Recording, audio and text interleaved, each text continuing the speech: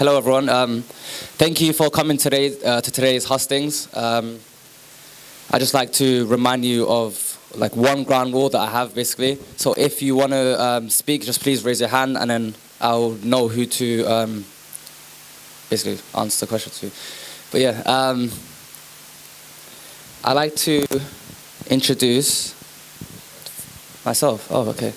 Damn. I don't think I did that. I'm sorry, guys. This is my first time hosting a hustings, which is actually really good. So I'm Dini. I'm the current president of the Students' Union. And today we're basically hosting a hustings to introduce to you the next four full-time officers and the part-time officers.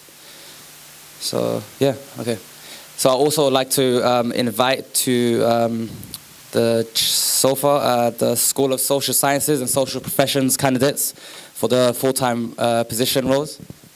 So that would be Cynthia, ILYAS, Cal, and Miriam sends her apologies as well. Thank you.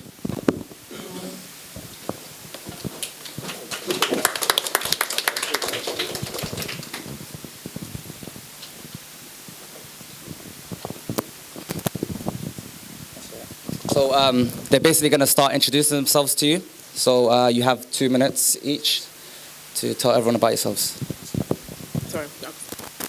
That's all right. Hi, I'm Kyle. I'm 23. My pronouns are he, him. I am a third-year criminology and sociology student.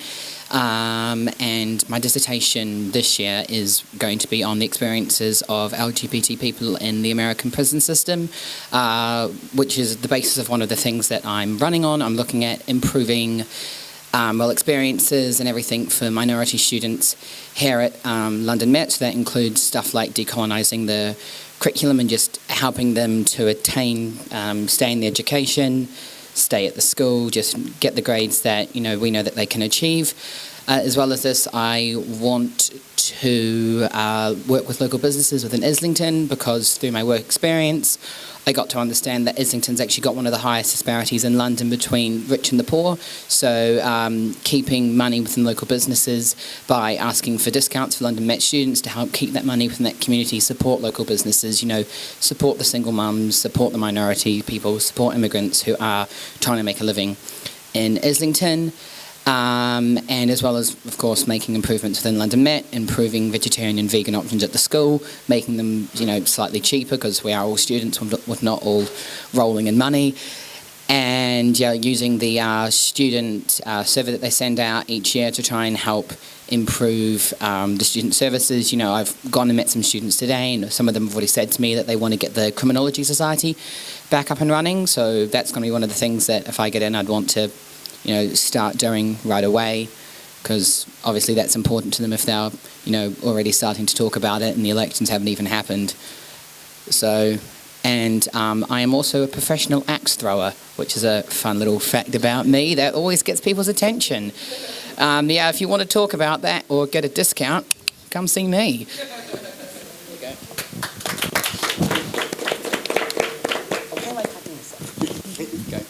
Oh, hi, my name is Elias Said. I'm studying international relations in Masters, so this is my final year at London Met. I have been with London Met for the past 6 years, so this has basically been home.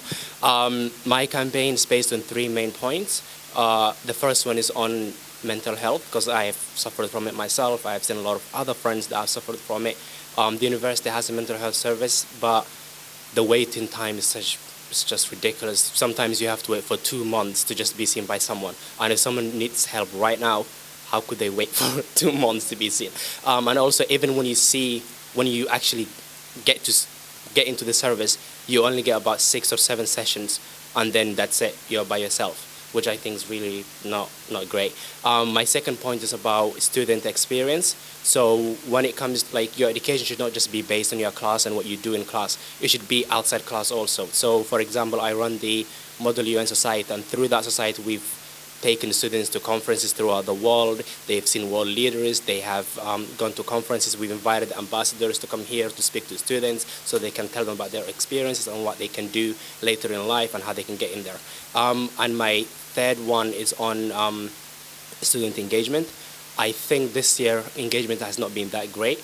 That is mainly down to the university cutting down a lot this year and making some savings.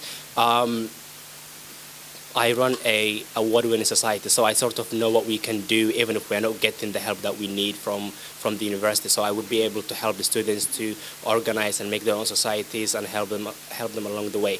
Also, I think accountability is really important. So what I'm planning to do is we should have a student meeting at the beginning of the year in which we can discuss what you actually want us to do for the rest of the year, and then meet up again 6 months later so that you can see what we've actually done and you can hold us accountable. So yeah, so that's me. Thank you. Hi guys. Hi guys. I'm Cynthia. I am a third-year student of Youth Studies. I'm the current BAME officer, part-time BAME officer in the university. Well, the reason why I'm running is, like Ilyas said, for me, one of the main things is mental health. It's a big thing, especially within the BAME community. I feel like it's something that's always been stigmatized. It's always associated with weakness, associated with something you should be ashamed of, and I feel like that should be broken. That should be, we should speak about it. The more light that comes into the darkness will go. So for me, it's all about breaking that stigma and talking about it, and actually, especially within the BAME community, I feel like something that culture has influenced us as well. But just talking about it, as well as, like I said, the services as well, I definitely feel like the university can offer more for students who are dealing with mental health, and as well as inviting professionals as well inside the university, and how you know past after your university life, how are you able to deal with your mental health within a professional life as well. So bridging that gap well, I think is very important. So my next thing is also societies. I think that's a big thing, because I was last year, my second year, I was the ACS president, and I feel like SG can do a lot more of support for the societies in terms of actually feeling like we are included, or the students are valued, and the support is there for societies in terms of the whole point of coming to university is to have also study and have a good time and feel like you're actually listened to and valued. And if you're in the society, you actually want to have a good time, and you feel like the SU should support you. So I feel like it's something that is lacking, and I feel like being able to go out there and actually support the societies and do more than that they're currently doing is a big thing. Also, one more. Quick round up. Yeah, and also as well as even this what I'm working on now as a BAME officer, but also the BAME attainment gap is really high, and it's something that needs to be worked on. So that's also my main point, bridging the gap of the attainment gap and actually increasing BAME students getting a higher degree and 2-1 and above as well. Thank you very much.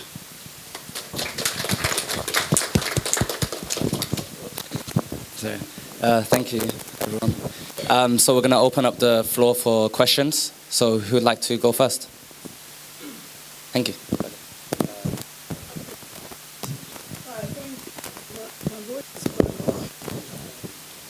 Thank you, 3 candidates.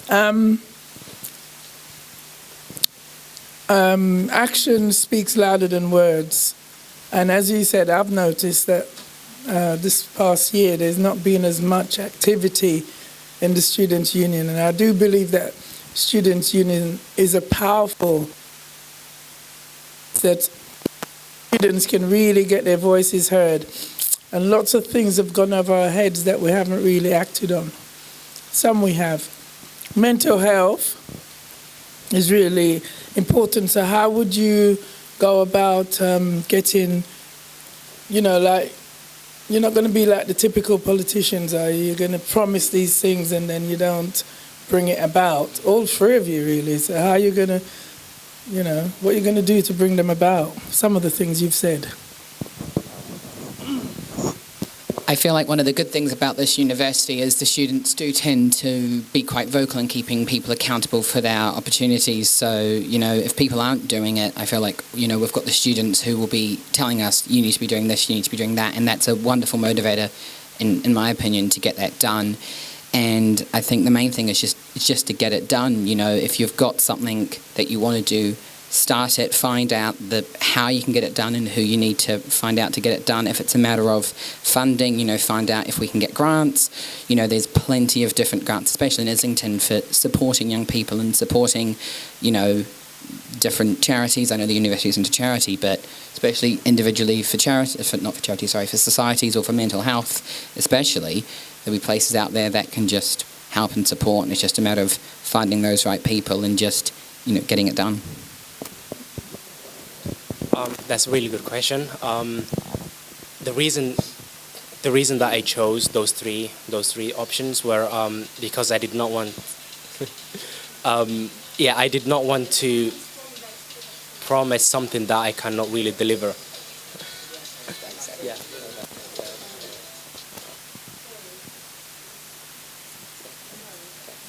Yeah, so I did not really want to promise something that I cannot deliver or I do not know much about. So like when it comes to student engagement or societies, I've been in my society for the past 4 years and I've run it for the last 2 years. And this year when we had the cuts by the university, we didn't really get much help. We didn't get hardly any funding. So we had to find ways. But like my society has been there for so long, so we can sort of find other ways. But people that want to start a society, they don't know where to start it from. And if they're not getting the help that they need, then where do they go, right? So I feel like I have that experience in that part of the university that I can actually help people because I've seen it myself and I've experienced it. And when it comes to mental health, it's something that we need to have a meeting with the university. And at the end of the day, one person can have an idea, right? But nothing is going to be done if you don't have a team. And if you bring everyone together, that's why I wanted to have this student meeting at the beginning of the year, so that if you have everyone's support, then the university sort of will feel the pressure to actually make a change, right? So that's why I think it could happen.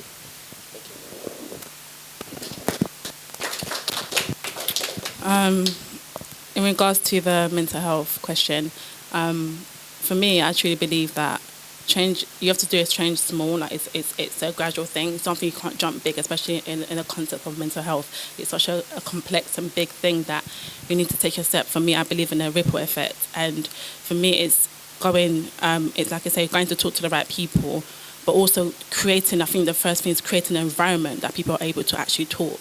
Because without the environment, no one's going to speak up. Because it all starts with us as students anyway. Because that's the thing, and it comes down to student engagement. Because we can hold the events, we can do all the things, but if students don't turn up, then there's no point of it. So it's actually building or creating an environment that is comfortable for actual students to come in and feel like I'm able to express my fears, my feelings without a place of judgment. And I think that's the first step, is actually creating that environment, and that comes from actually speaking to the students, bridging a gap between the university and the students and the SU and the students, and actually feel like I can relate to people, I belong, or my voice is heard. Do you know what I'm saying? So for me, it's really concentrating on creating an environment of, it's a safe place. And I want students, every student, not just BAME, but every student to come into university and feel like, no, I'm actually listening to you. This is family. Because a lot of people are coming from international, coming to a whole other country, whole other culture, and they need to feel like they're valued. They need to feel like this is a place for them. Because it's a lot of money coming here, let's just be real. Do you know what I'm saying? But other than that, leaving your family is a scary thing. And for a lot of students, the first time as well. So this needs to be home. This needs to be family, and that's me, and that's what I want to tackle.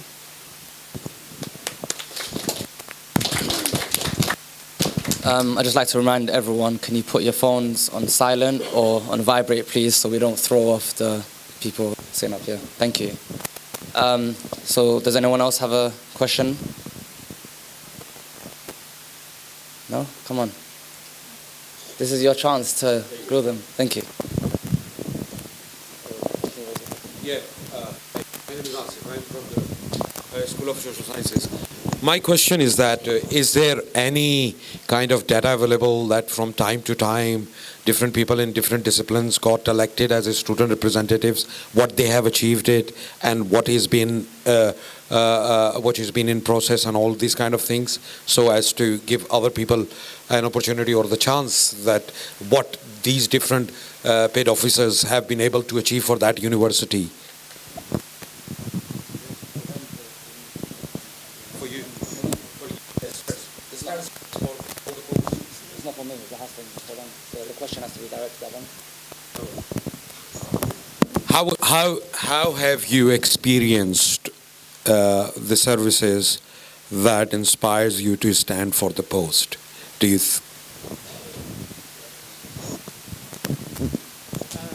Thanks. For me, I've been here for 3 years now. I've been a student ambassador. That's I've represented students. The university in different places around the country. I don't know, around. I'm like I said, I'm a BAME officer. I'm a success coach. Black, Asian, ethnicity, minority ethnicity. So it's a big group basically. If you're a minority or you identify as that, then you are within the BAME. It's the thing, yeah. So it is for me. Yeah. So I'm also a success coach as well. So I help students, the first year, second year, and foundation students as well. So for me, I've always been active within the university. I've gone out, I've spoken to students, I've built relationships. For me, I'm driven by a passion. So my passion is for people. My passion is for you to succeed. My passion is for you to excel in everything that you're doing. Wherever your passion is, I want you to excel in it. And coming to university is part of that. Do you know what I'm saying? Everyone's coming here to build for the future or to do something that they're passionate about. So this is why I'm running for this post, because there's so much more I feel that university can be doing. There's so much more I feel that SU can be doing. And for me, I feel like a disconnect with me as a student, and also as an officer with the SU. So for me, if I feel like that, and I'm part of the SU, I'll work with the SU. So imagine all the students out there feel, because I mean, there needs to be, this disconnect needs to be bridged, and that's why I'm running, in terms of just bridging the gap of the disconnect between the students and the SU in general, and also the university overall.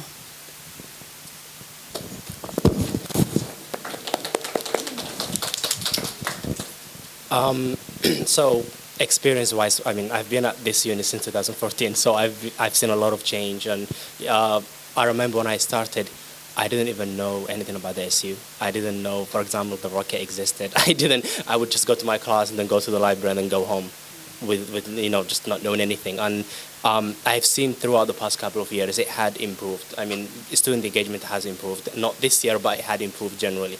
And I have been a member of the student council for the past 2 years.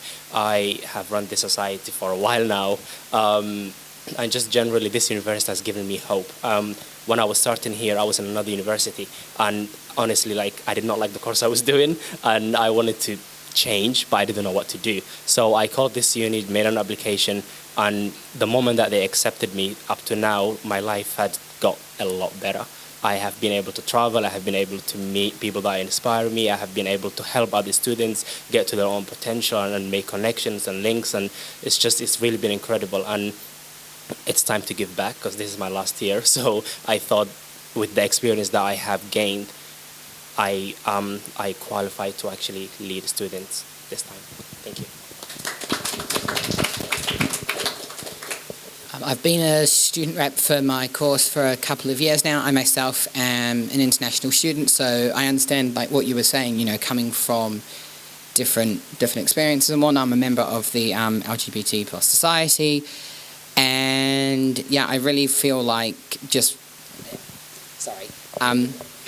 I do really feel like you said, there is a disconnect between the SU and the students, because on my course and on the group chat, students are always, complaining, and they've always got issues here and issues there, and I'm telling them, go to the lecture, go to the SU, and they just don't want to, they don't feel like they're being listened to. And I feel like people, regardless of who gets the position, needs to listen to these students and find out where these gaps are and where these faults are, and figure out where we can help reconnect them, even if it's just connecting a student with their lecturer, so they feel more comfortable going to them saying, hey, I need an extension I need an extension here, I need more help here, because they just don't feel like that helps there. They just don't feel like it. And especially, sometimes the teachers just aren't there either. They're cancelling lessons 4 weeks in a row. How can you trust a lecturer or go to a lecturer when, you're not having any classes and you can't build that connection with them? So there's a lot that needs to be done, not even within the SU, but within the classroom as well. And I feel like starting in the classroom might be more useful, because you can build that trust there. You know, you can then move up to the SU, like you said, Cynthia, start small.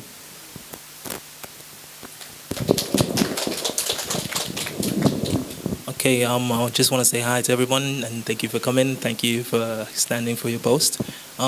So I've heard a lot of talk about like what the student issues are, which actually just shows that you guys are actually out there. You're speaking to people, you're listening to people, and you're talking to them, and that's absolutely great. The gentleman in the middle, he basically said that he wanted to implement a meeting. I think it's like you said from in the beginning, and then 6 months later to hold people accountable. And this is obviously, to be honest, that's a solution right there, because you're engaging and you're creating a space.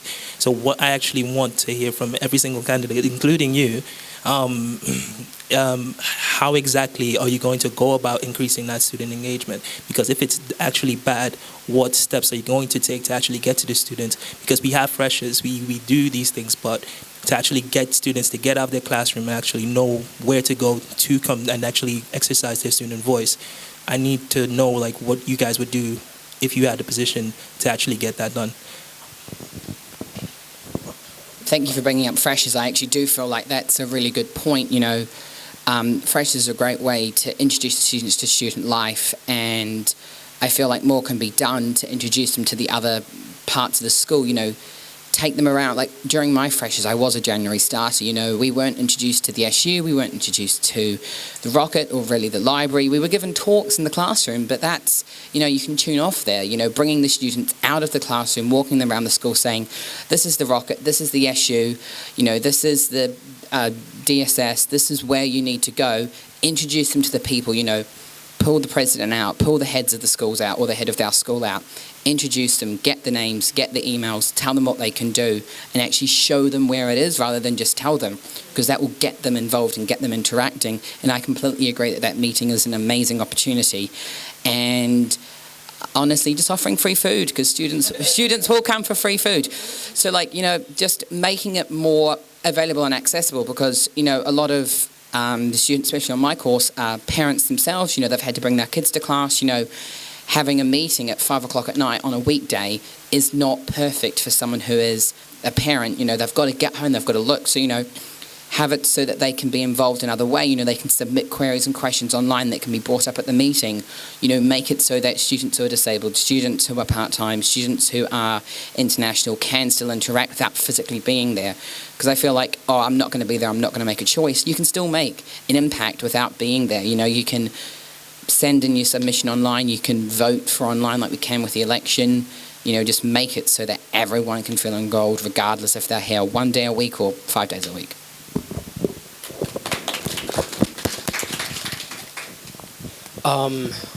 Right, so like when it comes to student engagement, generally like the first couple of months of the academic year, students are actually a lot more interested in what's happening around the university, so you just have to find the right time. And also like, for example, with my society, we would just attend classes. We would talk to the lecturers and ask them, can we just come to your class and talk to your students? So just go to classes, speak to students, let them know what's happening, and just, that's why I wanted to have the first meeting at the beginning of the academic year, because I know that most people would probably attend then. And then, you know, if they see that you are actually trying to help them and you're listening to what they have to say, and then later we meet again, and then they can hold you accountable, right? So that puts a pressure on me, so that I have to actually, you know, make sure that I do what I was promising to do. And also it helps them too, because they can see that someone actually cares. And that's the most important thing, that someone actually cares about you. So yeah.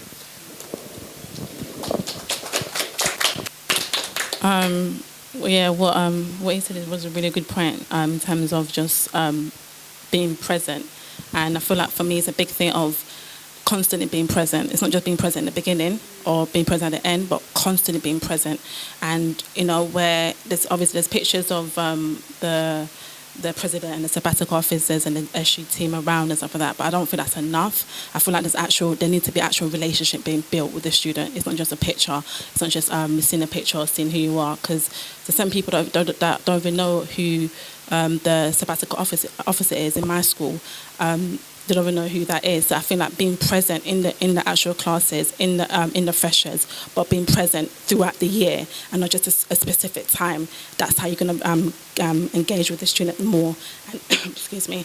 And that will allow the students to know who to turn to, who to go to when they have an issue.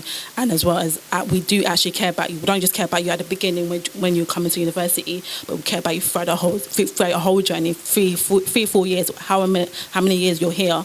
We care about you from the start to from the beginning to the end, and it's always been present in those moments, and just and also just send that videos, like the emails that we get from the president now, even putting like a little video in it and actually talking to the student or being more engagement, which you do now, but do more of that, and just constantly just saying that we are here, and just spreading our whole out for the academic year, and not just a specific time.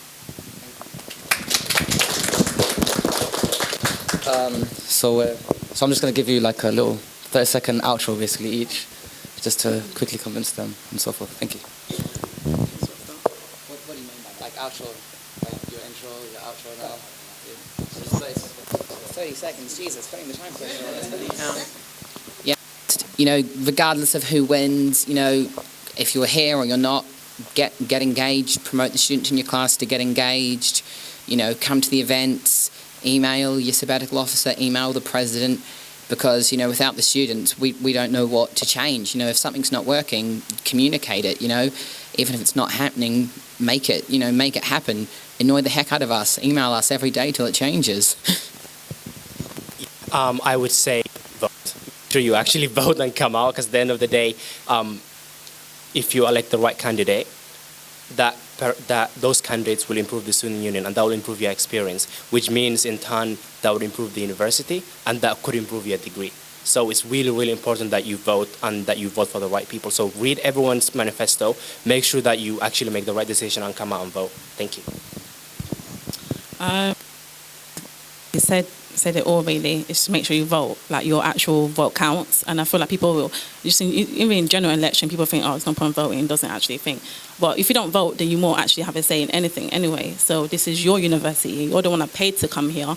You are valued. So make sure you out there voting for what you want to happen. Like I said, it doesn't matter who, we're all running, but it doesn't matter who wins, because we're all here for the students regardless. So do you vote, and also remember, we are the change. Like the change is us. Like nothing will happen without us. So make sure you're heard, and by voting.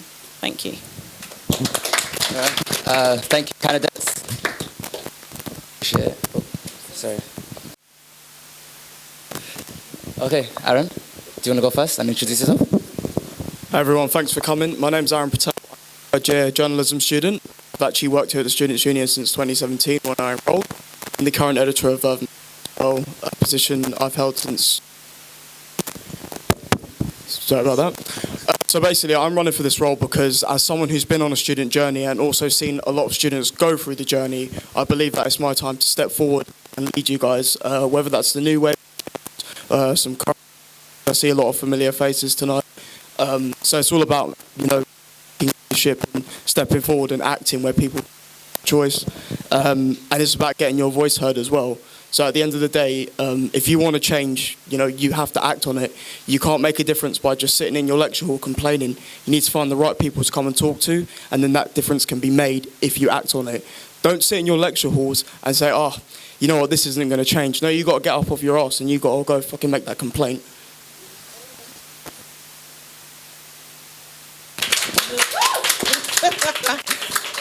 Aaron has a lot of passion there. Hi, I'm Precious. I'm also a third-year student. I've been doing media communications and journalism. I'm also on Aaron's course as well. I'm also the head of the radio station. Since I've started working, I've actually joined the university in my second year. I'll give you just a little background, but quickly. I used to teach. I was a teacher, and I dropped out of uni, and I came back just to complete my degree. And I found the passion again to want to do media, to do journalism. And through obviously coming to this university, I didn't know anybody at all. Most of the people within first year knew each other. So I had to build relationships from the beginning. I had to come into something where I didn't know how to run a radio station, didn't know how to speak to people, because I look like I'm young, but I'm like 35 years old. So to speak to people ranging from 18, 19-year-olds, because I also do the workshops on Saturdays. I run workshops on Saturdays for the radio station, to people I work with within the SU, to people on my course, to speaking to people within CAS, in the library, around the university. I found that passion to also represent you guys as students. My motto is, which is my slogan, your vision, my mission. Whatever it is that you guys desire, whatever it is you guys want, any changes that you guys want, come to me. It will get done. Since I've joined, obviously, as the head of station, we had something like 7 presenters last year. This year we've got 29 presenters, and that's because of the work I've put in. So I will make a change for you guys. It's your voice counts, not anybody else's, not even my voice. Whatever you say will get heard, will get done. Thank you. I'm going to open up the floor for questions, so who would like to go first? Hi, Eddie.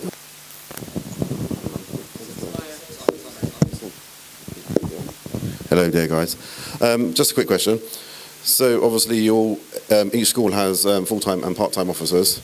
Can you just tell me how you're going to go about implementing your part-time officers into a more broader role?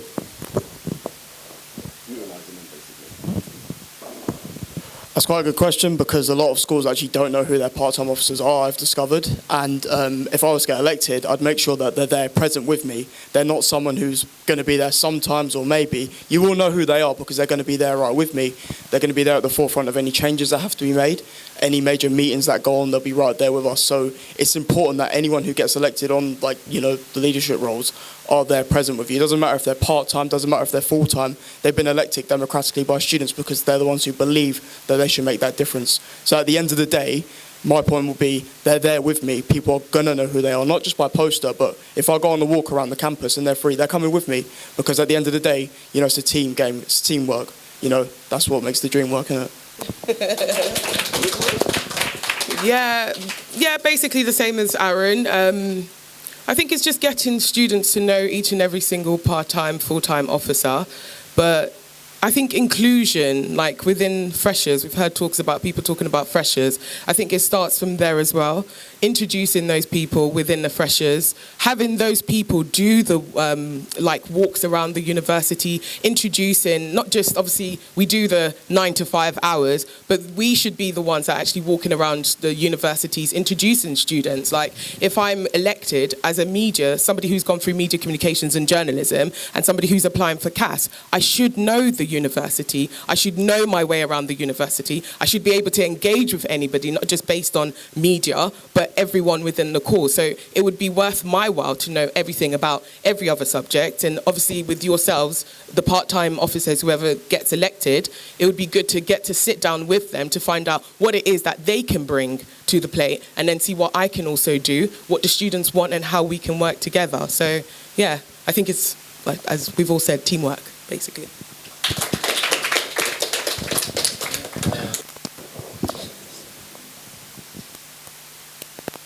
Thanks. You guys are doing a course or a degree in what is one of the most powerful communication. You've seen it take down a very good party recently. Now, so whatever you've learned and whoever you've learned it from in this university, you didn't come here to play, and you're not going out there to play. So can you tell me how you're going to use that powerful weapon in order to engage the unengageable? Because I would say the majority of students, it's only a handful of students who seems to be engaged, and those who are engaged are getting on okay. But those who have not engaged, especially the international students as well as other students, they are, a lot of them, too many of them are ending up really lonely you know, because they're away from home and so on. How are you going to get those students? One of my manifesto points is to create an online database for the first, obviously to work with the universities. I know that there are things that are already in place, but it's to work with the first and the third years, or people, I know within CAS there are people who are doing architecture and they're studying there for 7 years. And I had a conversation with a student today and she hasn't engaged. She does have friends on her course, but she doesn't because of the lack of activities within Aldgate campus. She doesn't get to speak to anybody else apart from that. So my manifesto point, something I would be lobbying for, is to have some sort of mentorship between the first and the third years, even if it's not for a long period of time, because I know obviously as a third year student, it can be difficult whilst you're doing your dissertations, whilst you're doing your coursework and stuff like that for you to engage. But you can actually take some time out to speak with them, help them, make sure that they are doing all right. Give them your email so that they know. So it's not just based on us as officers. Yes, we can do so much. I don't want anyone to think we can carry the world on our shoulders. No, we can't. With each and every single one of us, if we work together, this is what we're here to do, to build a community of people that can actually achieve. So I think that's what we would do. That's what I would do, basically. I would try and build a database where students can liaise with one another. If they're struggling, we can help each other.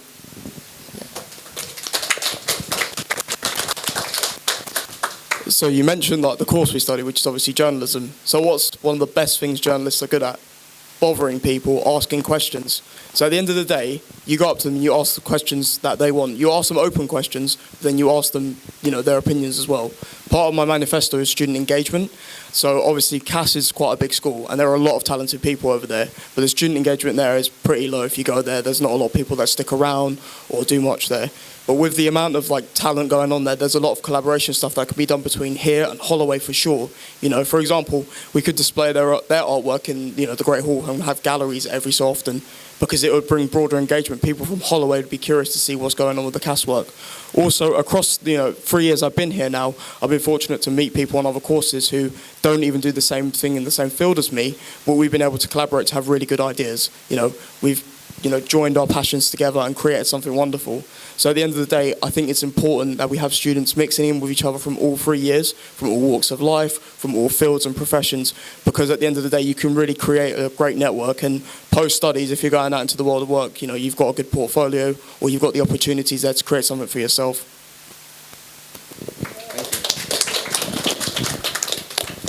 One sec. I'd just like to say the third candidate, Buki, sends her apologies and she couldn't make it today. Thank you.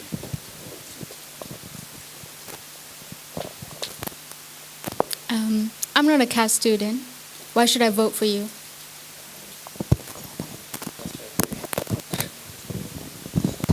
Okay, you're a CAS student. Why should you vote for me? Because I'm going to make a difference. Not all. I thought you said you are. Cut that. You're not a CAS student. Why should you vote for me? Because at the end of the day, whatever happens, whatever issues you have, you've met me before. I know exactly who you are, okay? And you've done stuff with the magazine before. You've done stuff with the magazine and you have an article coming out, right? You came to me, you asked me if you could do it. We liaised with it, everything published. Now you've got a published article in Verve magazine. That's an example of what I'm capable of. And you give me more power in a position that I have more power in, then I'm capable of even more. That's just the sniff. You're scratching at the surface of what I'll be able to do, okay? So that's why you should vote for me. Okay. I could pull that trick as well. You know me as well, right? We work together as the student ambassadors. We show this. No. Yeah, we do all of that. But I think it's, to be honest, I think it's building a community of people. Some of you here I've never met before. Some people I've met before. But I think it's interesting to meet people and to have conversations with you. Even you asking a question, I want to have a chat with you after to try and engage with you, because I feel like you're somebody who's very educated. The questions you're asking are very informative, so I can get your perspective. We can talk after. But I think it's not just, my manifesto is not just based on CAS alone. It's for every student. Now, with regards to the whole setting up the first years to talk to the third years, this is not just for CAS.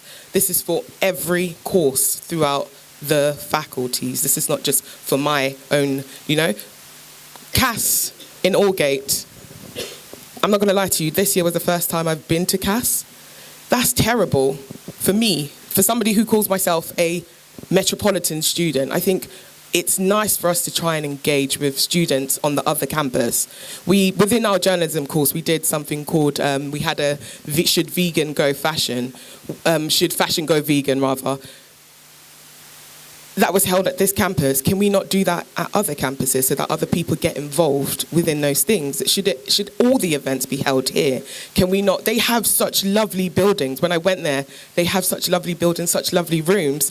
Even their canteen area, something could happen there. Fashion walk could take place there. So I think it's engaging with every department and working with them, and that's what I'm here to do. So I would say, come and have a chat with me, find out what I'm about. I'm precious.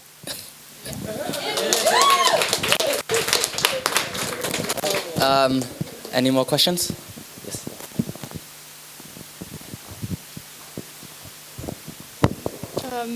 I've got a question for both of you.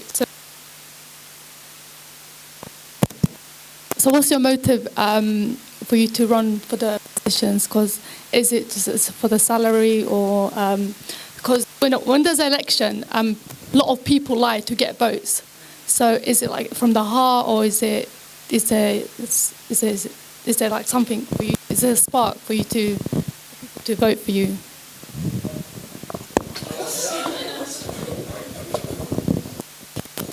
Well, the first thing I'm going to tell you is it definitely isn't for the salary, because I've worked in this place, like I said, for 3 years now. I'm someone who's had a small role and I've worked my way up. Now, I've said at the start that I believe I can lead forward now because I've taken enough experience, enough knowledge and skills to move forward. And at the end of the day, I've seen a lot of students go through the journey, and I've been through it myself as well. And here, since I started, I felt like I've been part of a big community here. I've worked in the university's marketing team as well. I've had a variety of roles. So at the end of the day, it definitely isn't for the salary. It's for you guys, for every single person sitting here, sitting in lecture halls, paying £9 a year to be here.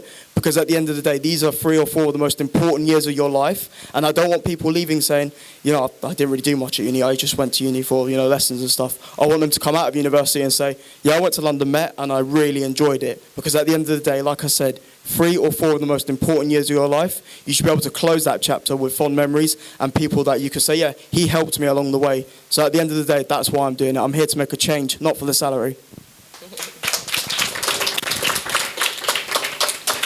Can I be really honest and really open?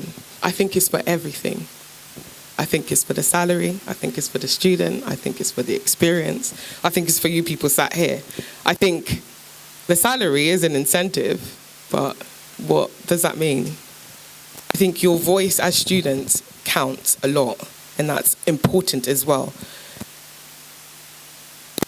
In this role, but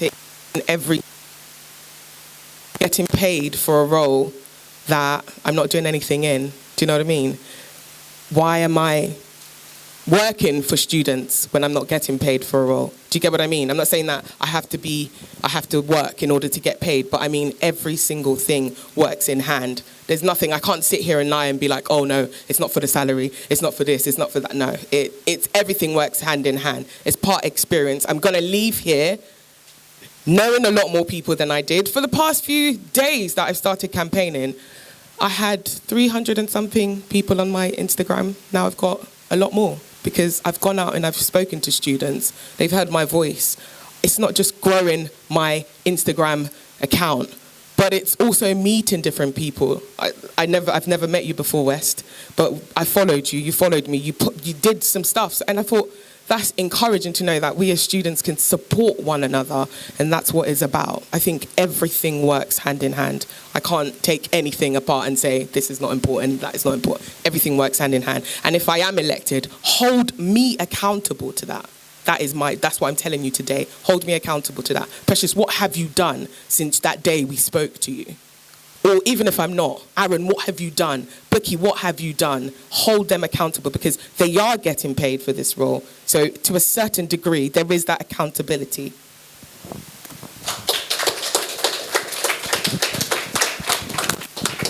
Does anyone have a question? Okay, so this is... I have one more.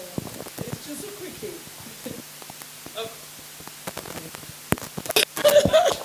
And as you can, I am a mature,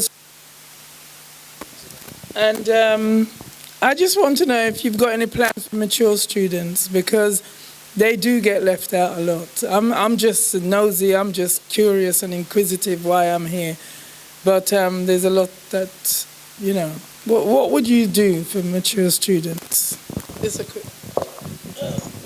Okay, as a mature student myself, I think there's a lot that can be done. I really have to big up the team in the SU, you know, Jess, Deanie, Crystal. If I ever mention anybody else, like, these lot are doing so much. I meet so many people that come into the SU to ask for different things as mature students, and they come in, they know everything. If we don't know anything, we've had their experience, we've had them work in these posts. Before they leave, whoever gets elected, we're going to sit down with them, we're going to take from what they have, we're going to take off that wisdom, because they've left a legacy. We're going to build our legacy. They have already left their legacy. We have to build from where they've left off. So I think, to be honest, I'm not going to lie to you, they've done such a good work. If anything, we have to feed from them. Whatever they've done for you guys, I haven't, as a mature student, I never knew anybody in there. Deanie was one of the first people I met. And I tell you the honest truth, he introduced me to everybody. He made me feel like I don't have to, just because I'm 35, I can't hang around with the 22-year-olds. Just because I'm 35, I can't be the head of the station. Just because I'm 35, I can't run for this role. Just because he seriously pushes, and that's a community. So no one should feel left out. And if I'm elected, I will go out there and find those other mature students, the younger students, those people who feel left out. There was the other day when someone came in here, she said she was so shy. Crystal was able to speak to her and said, no, come, let me introduce you to people. That's what we are, a community. We are a family within the SU. So hence the reason why one of my mottos as well for Aldgate is to build the presence of the SU. We're doing a great job in here, but we need to take it to the SU in Aldgate. We need to build whatever we have here needs to be taken over there. So you're not alone. So obviously this university is quite unique in the way that there are many mature students here. It makes up a large population of this university. Sorry about that. We can lean into their experience, because I've met some mature students in their 30s and 40s who have come from some interesting fields. Someone in my class served in the army, and he's doing photojournalism now. So, you know, giving them the impression that they do fit in, you know, approach them like you'd approach someone the same age as you.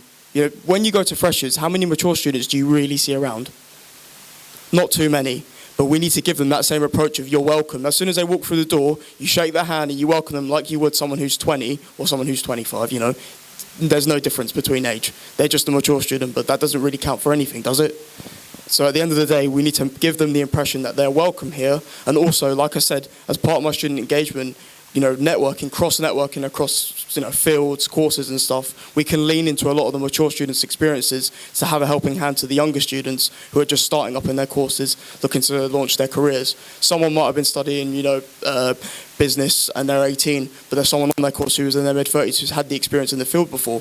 Get them to almost act as a success coach of some sort, you know, get them to cross and work with each other, because then they can lean into each other's experiences, and then you build someone's career up, and then the mature student will also have experience in, you know, working with younger people. So, yeah. All right, last question then, yeah. Hi, my name is Denisa. I really appreciate you being here. Oh, hi. So my question is, what's the most important resolution within your campaign, and what are you going to do to fulfill it?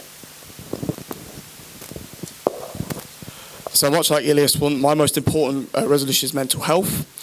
It can become such a big barrier for students.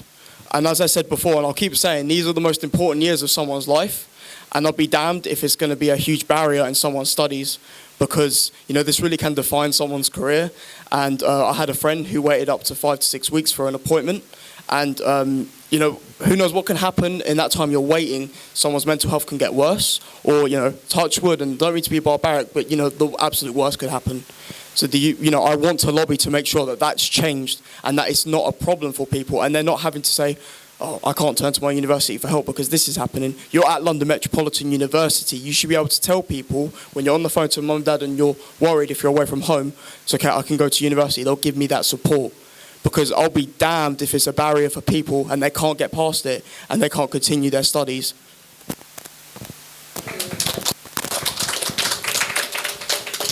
I'm going to be really cheeky. I'm going to say every single point of my manifesto is very important.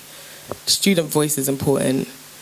Presence at Allgate is important. I'm also lobbying to get hand sanitizers within the university libraries, because I feel like with every issue to do with, not just based on coronaviruses, I'm going to just open up to you guys here, I carry wipes that when you wipe the keyboards, it's so filthy. I'm not saying, they do, like, seriously, hands up to them, they do such a good job, like cleaning. Every day we come, the university, they've done everything, but the keyboards are not, no one has time to do that. So if we have hand sanitizers in the library, at least we can kill some of those germs, if not, wash our hands. But yeah, I think every single one of my points on my manifesto, please watch out and read for it. It's very important. I can't take from anything at all. All right, so just give us your outros now then, please. When I say this, I'm going to say it with chest. Basically, get out there and vote. Doesn't matter who you vote for who you believe in. The only time you can say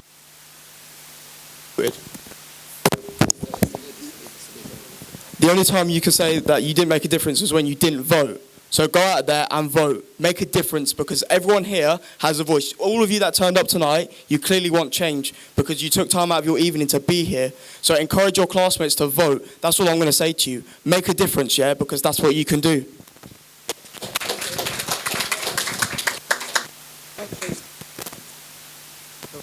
Okay, so like I said, my slogan is your vision, my mission, and whatever you bring to the forelight, I will lobby, I will work as hard as I can in order to get it resolved for you. Your voice is very important to me. Your voice is important to the university, and I want you guys to go out there and vote. To be honest, Aaron is a colleague that I work with.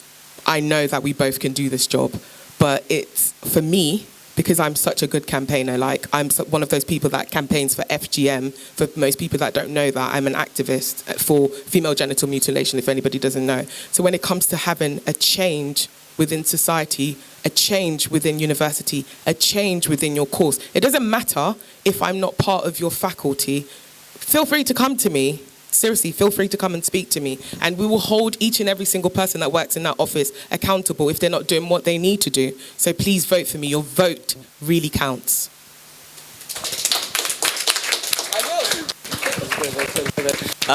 Thank you to the candidates. Really.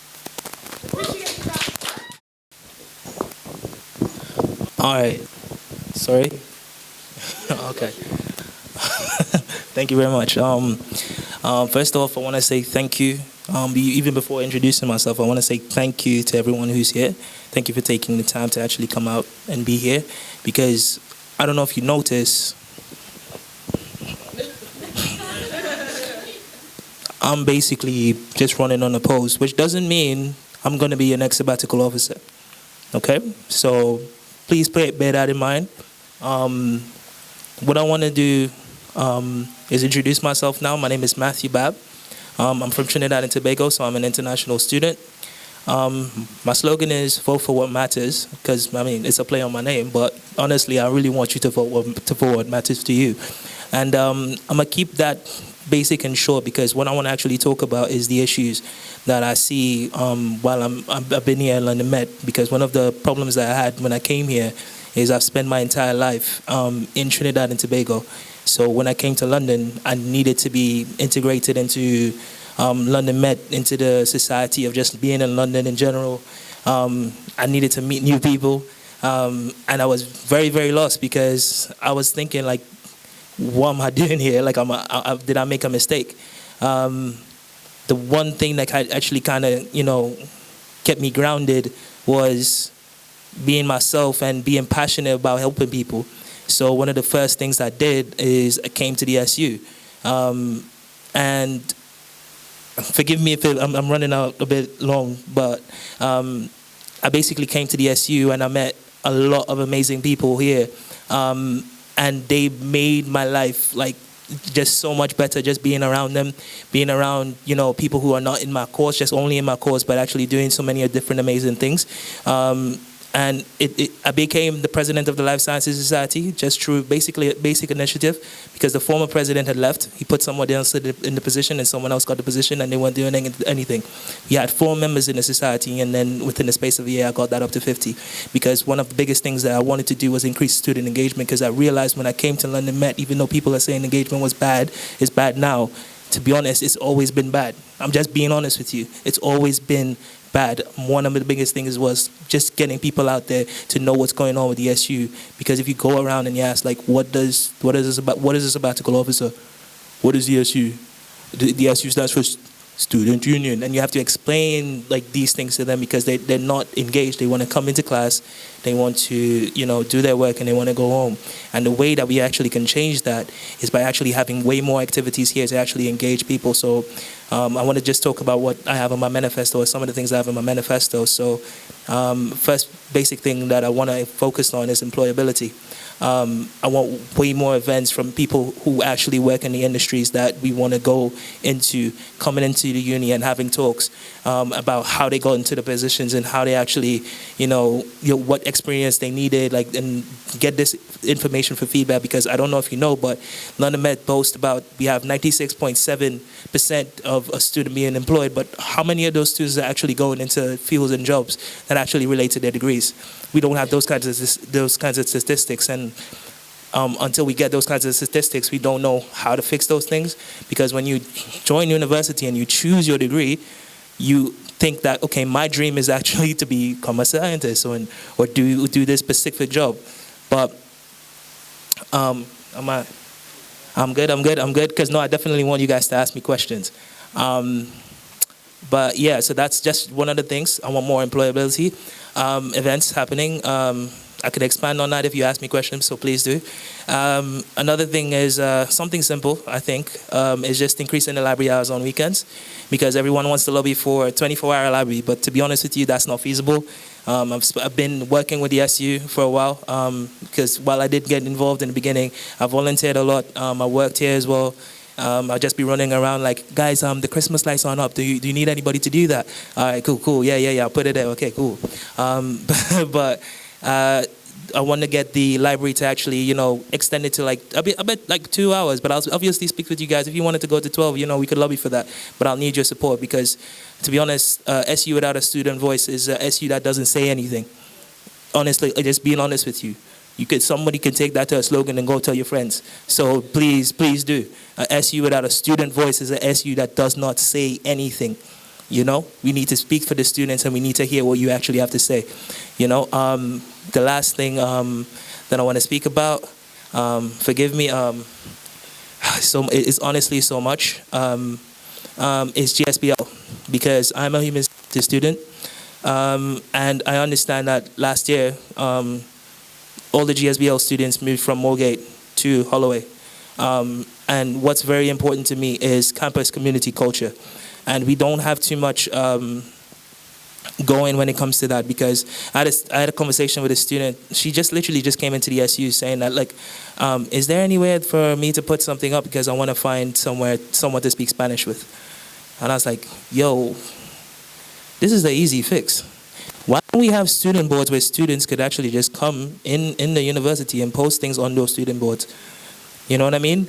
Increase some engagement just even within the student society, because the student community, because when you come to university, you have a great opportunity to meet people who are doing things that you're not interested in. Make lifelong connections and lifelong friends in industries that might be beneficial for your career, even if it's not relative to your degree. So that was just a simple fix. Actually, yeah, because I said I want you guys to answer some questions. I'm gonna give you guys the floor. I like them hands. I want to see more though. Yeah, please. All right, but yeah.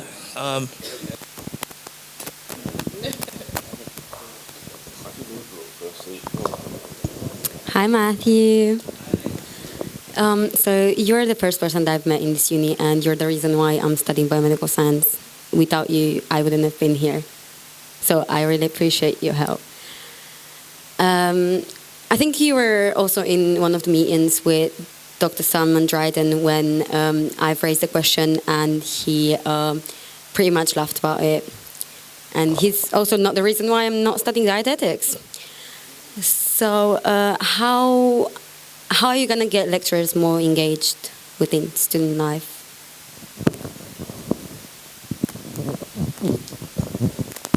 That's a perfect question. I'll kind of start with a story, if you don't mind. So before I ran for this position, I spoke with a lot of people, but the people that I actually spoke to as well was the lecturers. Because I don't know if you know, but the human sciences side of things that we don't really engage when it comes to SU. And that's something I want to fix. I hope there's gonna be time for the part-time officers to have something to say, because like my colleague, I think Aaron, one of my peers, and everybody basically said, we spoke about student engagement, but nobody knows. Cynthia said it, everybody said it, nobody knows who your part-time officers are. That's an issue. And you'd be surprised to see how many of them actually showed up. Some of them I know, I've spoken to them. I know a lot of people around the uni. Like you said, you met me because I'm a student ambassador. And okay, back to your point. So I spoke with him, and he basically said that, yeah, run. And the reason why I'm so comfortable to actually speak with him is because I was the president of the Life Sciences Committee. One thing I actually took time to do is to go to every lecture, speak to Sheila Hugh, to speak to a lot of people, to actually let them know that we want to actually be, a community within the human sciences and actually engage. And we want you to engage as well. We don't want to just come to lecturers, send you emails, and you wait for 3 days for you to respond. We want feedback. We need feedback. We don't want to just wait for turn it in. You know what I mean? We need actual feedback, and we don't want to only go to the academic mentors. So when I say it's something that I want to do, I've spoken to Dr. Ian. I could list names of people who I could speak to. I saw Dr. Dryden this morning. He knows me. So if the case is that you want me to speak on your behalf, I invite, or it's you, students, to come speak to me, and I'll have a conversation with them, and I'll listen to your issues, because these are the things that I actually care about, and this is what I actually want to change. I want to listen to what's going on in the human sciences, and not just the human sciences. GSBL, fun fact about me, before I decided to become a biochemist student, I used to do accounting. I hated it. Sorry. I love you lot, but that accounting thing, nah, it can't run. But yeah, I hope I answered your question. Yeah, I see you shaking your head. Thank you very much. To the floor.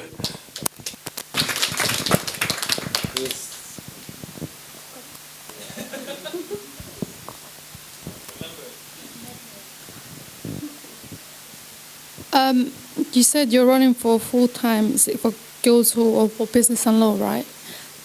So what are you going to do for students who are studying business law, or for people who are studying law, business and economics in that department? That's your field. Help.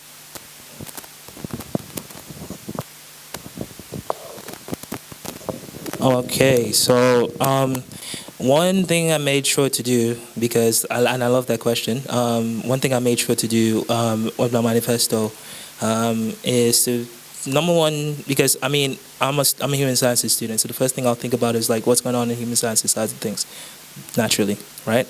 But then I realized there's a problem with that. I'll be representing 2 schools, and like I said before, people came from Moorgate, and I've been going around and asking the business students, like, what problems and what issues have you faced here? And I feel like it goes back to talking about employability, because they felt when they were at Moorgate, the environment there was a lot better for business. The the campus community culture was different as well. You would see students going in there, because I've been to Morgan, you would see students going in with business suits. I've been to Morgan, I've been like, yo, this is not a school. This is a corporation going on over here. So changing campus community culture is definitely something I want to look at. And then listening to them and seeing what they want to change. Because one thing is like, I'm hearing they don't have lecture recordings. That needs to change ASAP. Because you can't give me an explanation as to why we don't have lecture recordings when some of the biggest universities in the world have their lectures online. I could name someone named Jordan Peterson. You can go up and look him up. He basically just puts it on YouTube just for fun because he wants to just, raise the awareness and increase people's intelligence just on a general basis. So what excuse can you actually give me as to why the GSBO students don't have lecture recordings? And this is the kind of conversation I'll be having with them when I'm actually on the board sitting with them, because I want to actually hear from the staff side, and I don't want to be confrontational. Because I might be confrontational now because it's something I'm passionate about. Because on the human sciences side, we do get lecture recordings. But does that answer your question? I hope, because I've been told I'm going on too long. Example as how?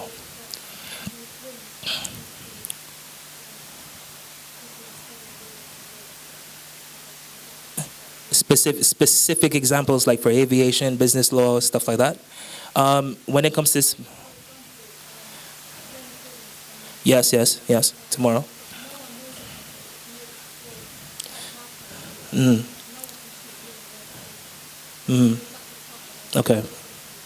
Okay. All right, so just to be fair with you, because as far as responding to blanket statements like that, because I can tell you for a fact, I know that that event has been sold out. Now, I feel like I love what you just said, because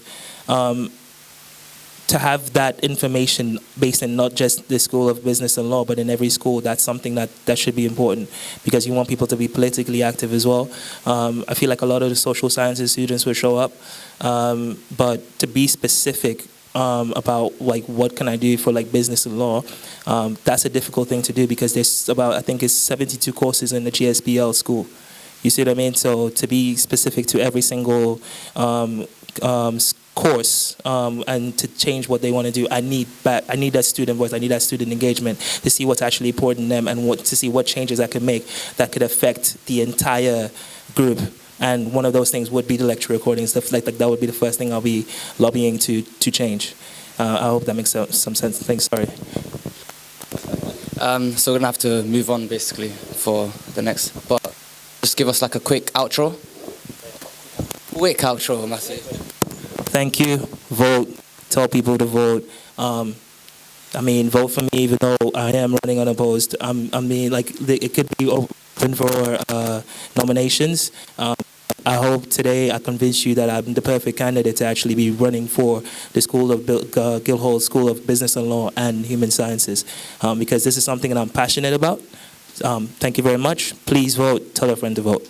Yeah. Vote matters. Thank you very much.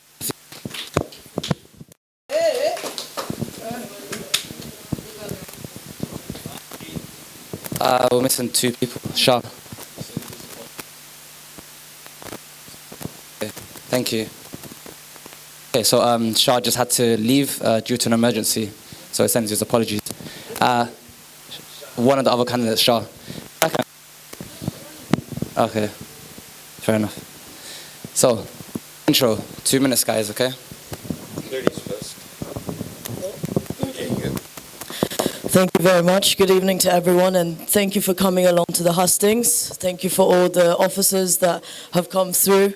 Can this not be in my 2 minutes? I just want to thank all the people who've run, because it's really important that we have good people in the office so that we can push through the agendas that we have. Okay, so I'm Crystal Margallo. I'm the full-time officer for social sciences and social professions at the moment, and I want to be your next president, because there's so many things happening in the university right now that students may not know about, but we need to keep pushing it, because this year is the foundation year. So I'm going to start with some stats, and basically all my manifesto points, they're all based on these stats, because that's how we push things through in the university. So we have 147 different nationalities in London Met, 17 13% have known disability, so there's probably more. So we need some agendas through that. There's about 63% BAME students, so that's got to do with the attainment gap. And here are my points of what I have done for you this year. So we've campaigned for the 24-hour library. So that's why you've got that in exam seasons now. And I led the work in reviewing your assessment regulations. So I'm trying to bring back the 3-day extension. So this week and next week, I've got meetings to try to push that through with the Board of Governors and Academic Board. And I've also ensured that there's more seasoning in the uni food. So some of you who've tried the uni food, yeah? Yeah, we know about that, okay.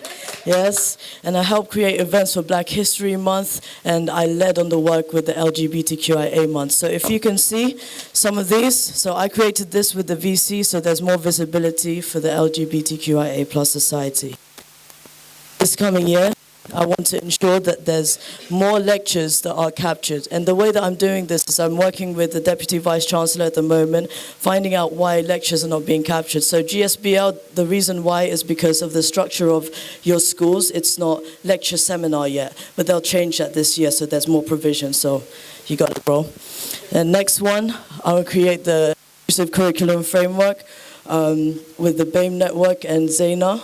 And please do ask me more questions, because I've got explanations to what things we are doing in the next year also. Thank you, guys. Thank you so much. Hello guys, my name is ASIF HANIF. This is my final year, International Relations. I'm telling you my story and my experience and why I take that decision to stand for the student union. Because what I felt, what I have gone through, and what I have seen that university is standing for the diversity, for the people from the different nationalities, and for the abilities or disabilities. There are a lot of things that university is doing it. But the real issue is that participation of the students. We all can achieve things if we all inspire us. You all are here to spend your time, to spend your money, to get the confidence. The only issue for that confidence is yourself. And there should be progress-oriented performances in that university. If the university is spending money and investing into the locality, then the locality or the council have to invest back into the university. I want my students to not go to the McDonald's, KFC and Pizza Hut. If they are studying computer sciences, if they are studying international relations, if they are studying policing, we universities on the student level has to develop that kind of mechanism, like while you are studying, you have in your free time, you have in your, half terms and these kind of things, that we engage our students into the practical life. And second thing is that, how would we are going to engage the participation? My logo is not for the many, not for the few, but for all, that is you. Because if each and every students, your representation cannot do anything if you are not taking charge of it. And my purpose is that, is your inspirations, my passion, and we achieve the things. Help can be provided to those, and achievement can be done to those who are willing to achieve something. And in that university, I felt it, like whether it's the disabled people, whether it's the mature students, and all these kind of things, there is a need of movement. And that is what I am standing for. Thank you. Thank you very much. So any questions? Okay. Slightly unusual question. What's the thing that you're most scared about about becoming president?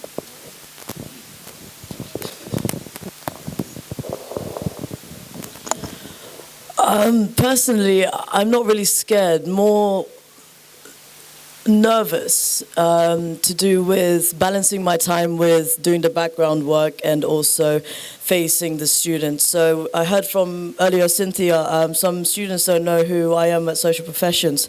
So I actually led on a piece of report this year which took up most of the months in the Freshers Week and all of that, which has pushed through a lot of the work that the university is doing, so assessment and all of that, so that we can create a change. So it's balancing those two, because I want to make sure that I'm doing the background work to push whatever your voice says through the universities, through going through all these meetings and procedures and making sure that we get what we need, but also letting students know that I'm here. You know, I'm leading the team to make sure that your voice is heard.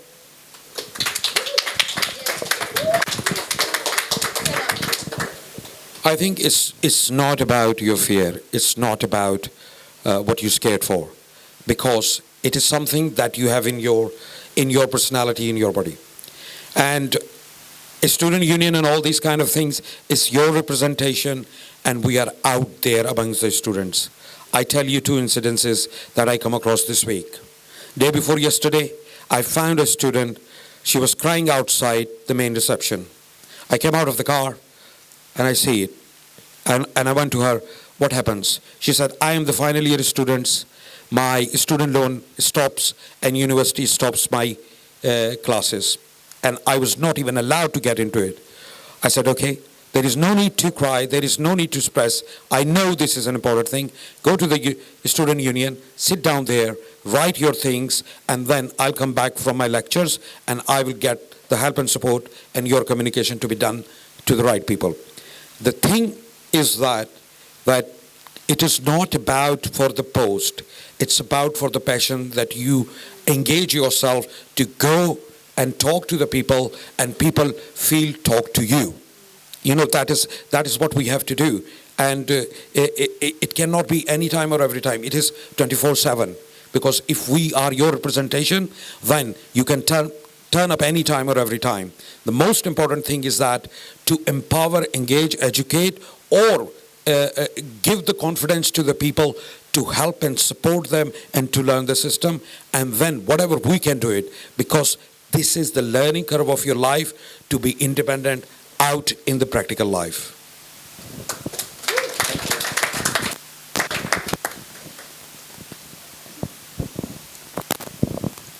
So, okay. There's tell you what happened a few weeks ago, actually. And the thing is, we had an essay due for one of our modules.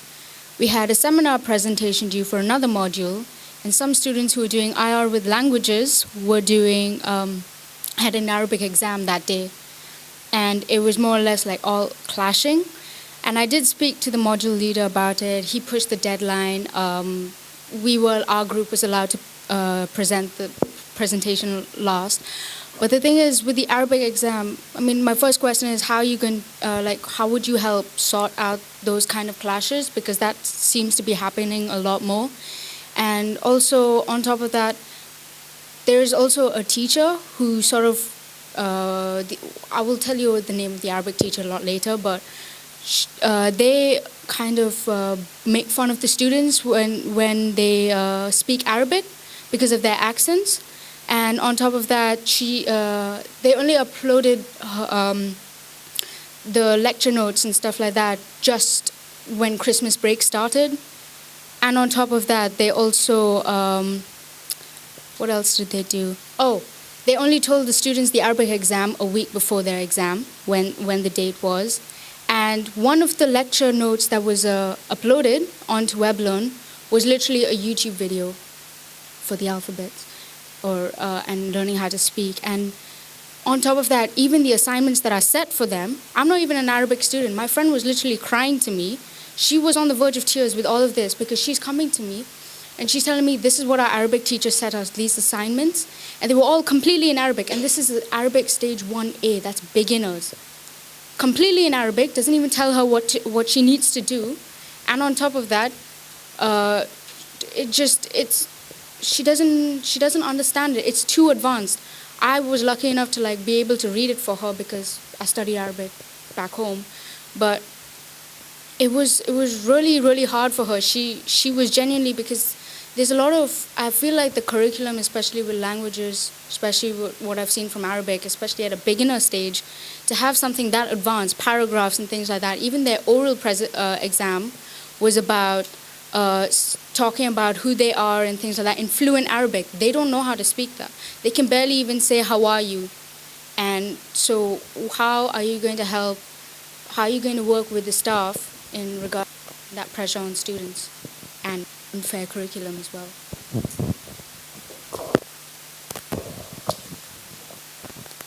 Thank you. ASIF, what a gentleman. Okay, so there's three parts to that question. So I'll start with the assessment clashes.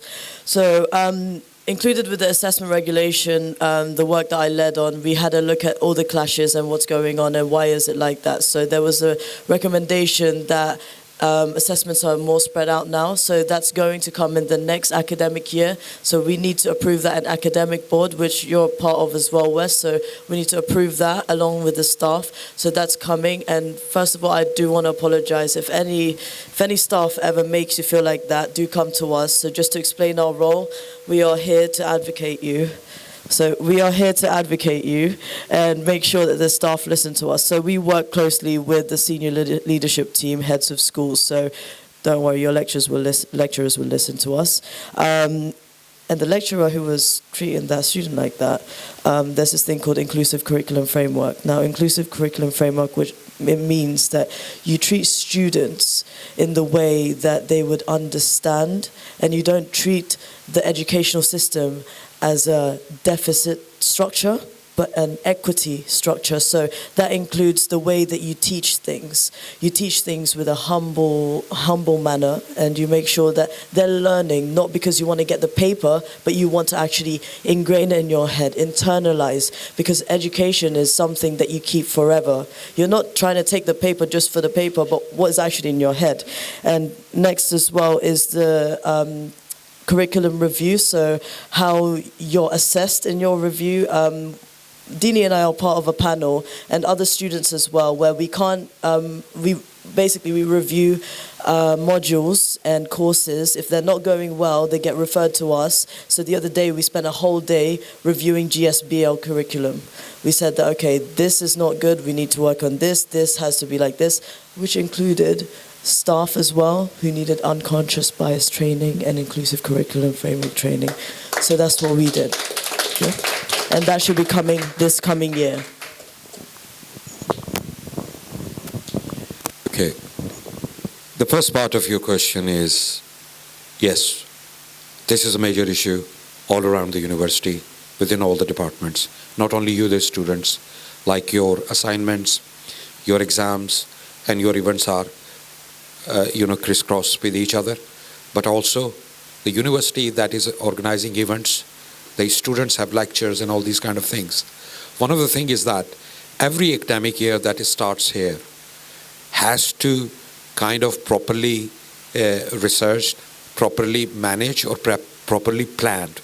And this university is lacking that kind of things. And one of the good things is today, like we were a part of an interview process that this university starts new this time, that students are a part of a recruitment of your academic teachers as well. And now this new chancellor, new vice chancellor, and a deputy vice chancellor, we met to them, and they have laid great importance of the student part of it while making decisions. Now you guys are an important factor of the decisions that is taking around in this university.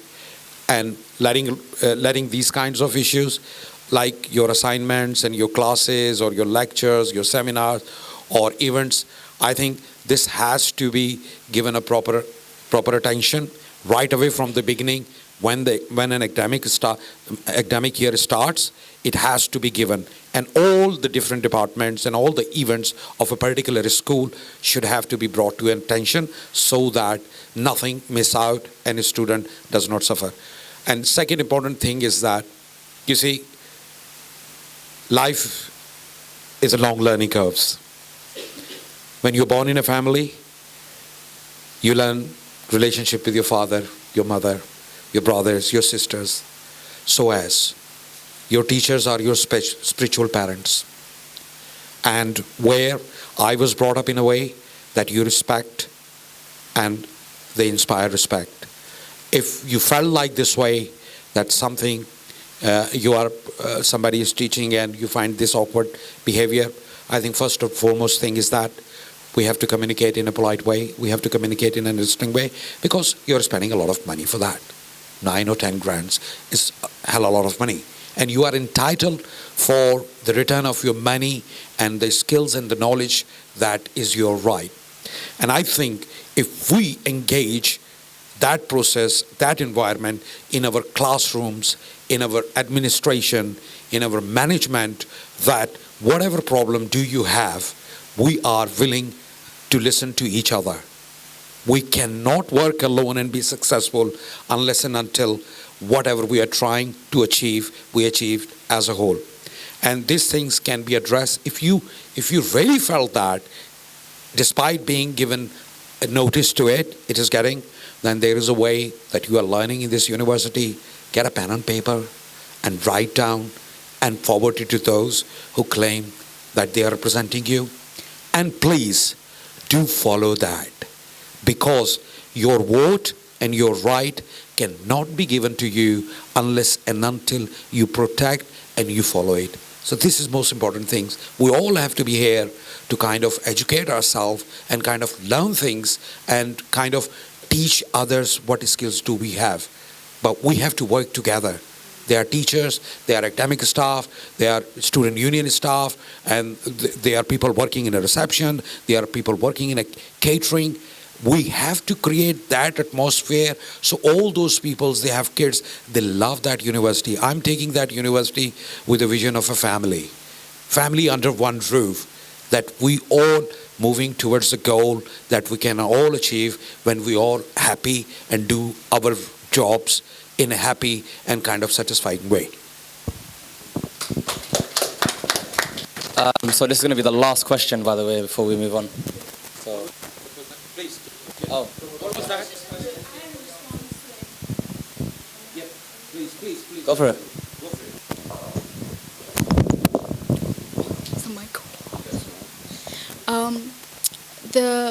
The way you talked about in regards to having interactions with our professors and things like that was obviously approaching them in a polite manner and communicating politely, but sometimes teachers and just people in general aren't really receptive to that. And on top of that, this is not in a disrespectful way, but you talk about education, things like that. It's not just like when you talk about jobs and things like that, we're people, we need respect as well. It's not just, we shouldn't get respect from our teachers and lecturers because we're paying them or paying our tuition fees. It's because we are people as well, and if we respect them, shouldn't it go both ways? And I feel like she just doesn't, my friend didn't deserve to be humiliated like that, and neither do other students. We have to go on to the next question, basically. Briefly, ASIF, please. Respect is a two-way. You respect others, you get respect back. And there is a mechanism in a workplace environment that there are ways and means to pursue the things. If that matter is not solved on that level, then there are other ways and menus that you can raise your complaint onto the next level. Like in a student union, there are student representatives, then there are student union officials, and then there are people in administration, then there are people in management. I tell you my example. Due to frustration, stress, and depression, I quit this January. And then I thought hang on a minute. I have gone through all this 1.5 years. Why would I suffer this another 3 months? You know what I did? I wrote an email to the Vice Chancellor in a respectable way and mentioned her all these things. I was not blaming no one that this university has not assessed me properly and this and that. Is that blame? I said these was my circumstances, that is what, and I went to the hub and they said you can quit, I want to quit. And I said, no one in the final year at the hub level should take that decision. It should refer back to the specialist, to the school head and all these kinds. And you know, I got reinstated.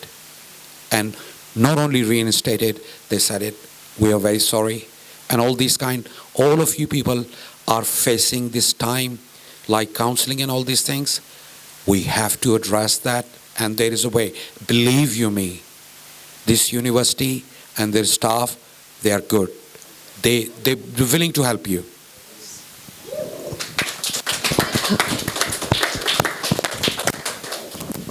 sorry, this is the last question, by the way. Yeah. Hi. Just keeping it short. As the current, well, I think 3 of the current sabbatical officers aren't able to run again. There's going to be new 2. Okay, 2. Sorry. I apologize. Apologies. 2 of the current sabbatical officers can't run again. I just want to know, as there are going to be new sabbatical officers coming in, what's the leadership scheme going to be like? Because yeah, that'll be like how would you work with your group and work with everyone across the schools to actually help the sabbatical officers get the things that they want to get done, and represent students.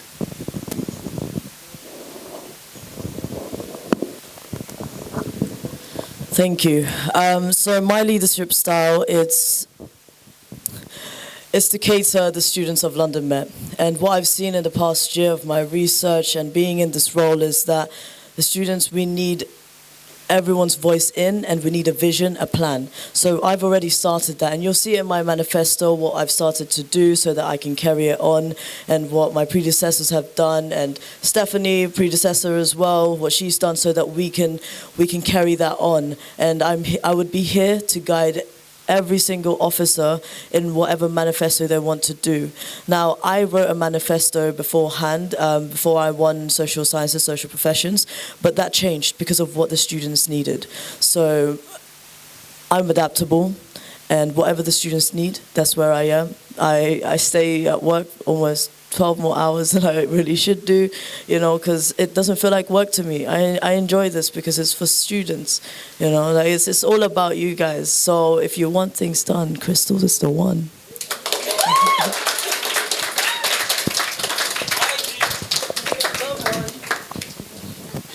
You see, it all depends on your passion, okay? The leadership is about taking responsibility and leading from the front. And also, because all the other officers, each and everybody's aim is a student's welfare, a student's benefit, a student's well-being. So, somebody that leading from the front, relate, integrate, and associate, and each and every person in the team is an important. It does not mean if I got elected, I am the head of the student union, I would have a big hat. No. I will be the most humble person in order to get that kind of things, that everybody shows that whatever they are doing as a member of the team, they are given respect, they are being honored, and we all do with the same passion. Because in that leadership team, if somebody is missing even a 5 or 10% of that passion, it is going to drain it. Create a team and kind of allow each and every officer whatever manifesto have they fought and present to the students, they will stick to it. And I cannot see out of all these manifestos that there is any difference. We all are saying as students. The only difference is that, is it from me or is it for my university? That post that I am standing for is not for me. I feel passionate about it, and this is how I am. And it is any time or every time our numbers and all these kind of things, emails are to the students. If anything comes, we know that the student contact their representations when they are in trouble or they have issues. So I cannot treat them, I don't have a time. Yes, we have a class or something, but respond it. And plus also make them understand how to get that confidence and resolve the issues in their life with that experience. This is my motto. If you guys are ready to kind of, feel passionate about your right as a voter, I am willing to represent you. Thank you. Last one. So just give us like a little outro, try to keep it precise. Finishing my degree this year, thank you very much. After 1.5 years, I got into this is my second degree.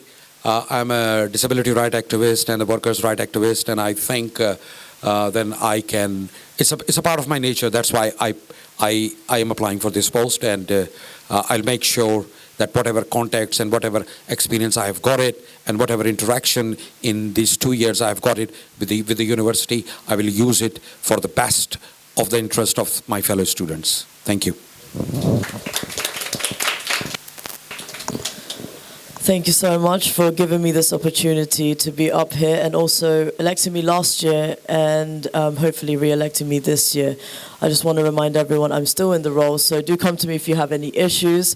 But have a read of my manifestos. There's so many things that's going on in the university. We want to push it through to next year and the year after. We want to keep going with these changes because you guys don't realize how much power we have. We have so much power. Like, Valerie, you know the work we're doing in the curriculum. That's going to be so big in the next few years. We got to keep that going. So please, guys, support us, support your officers, the student union. We want to make it the best student experience for all of you. Thank you.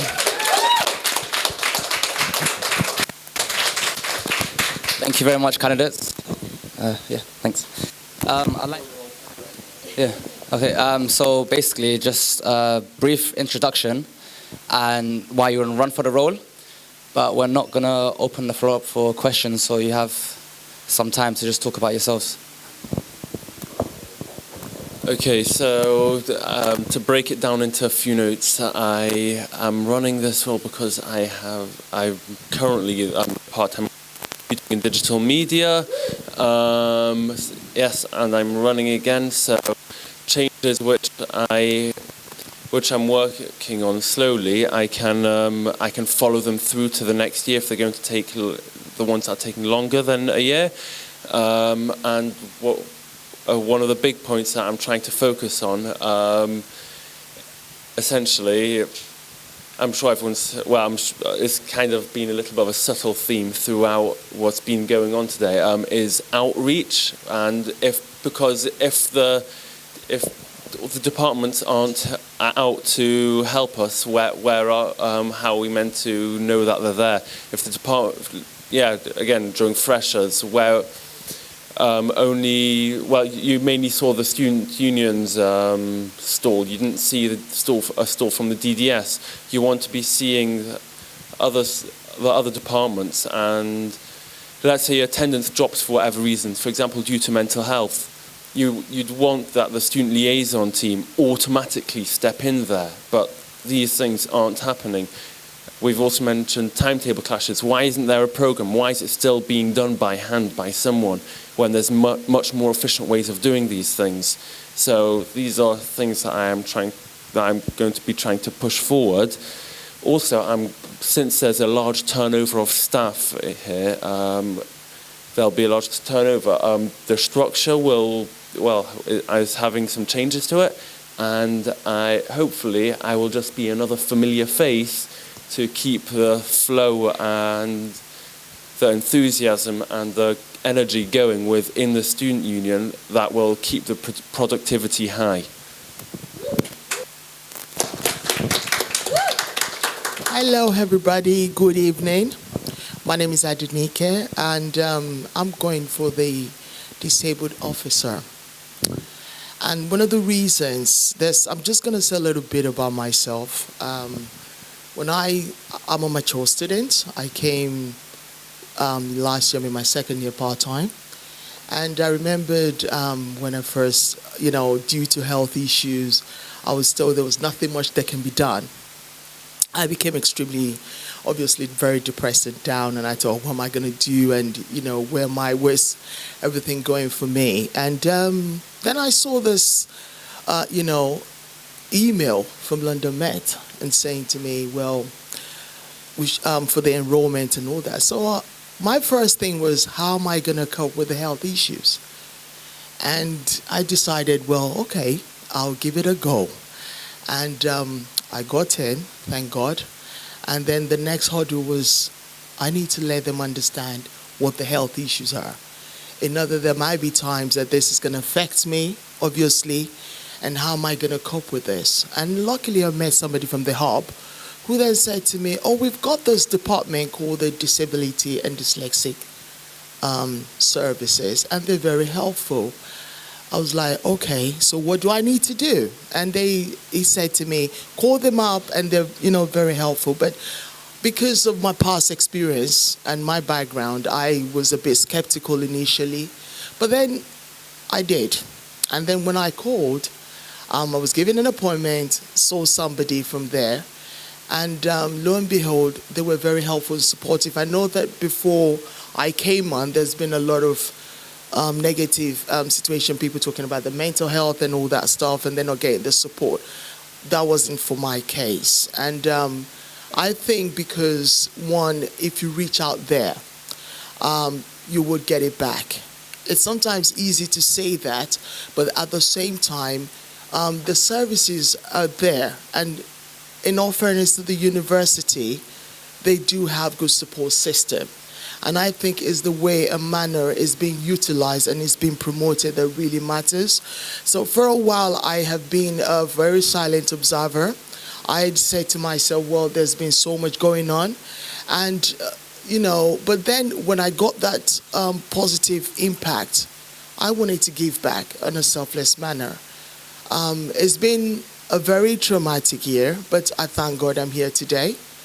And to do this is to encourage other people that there's ability and disability.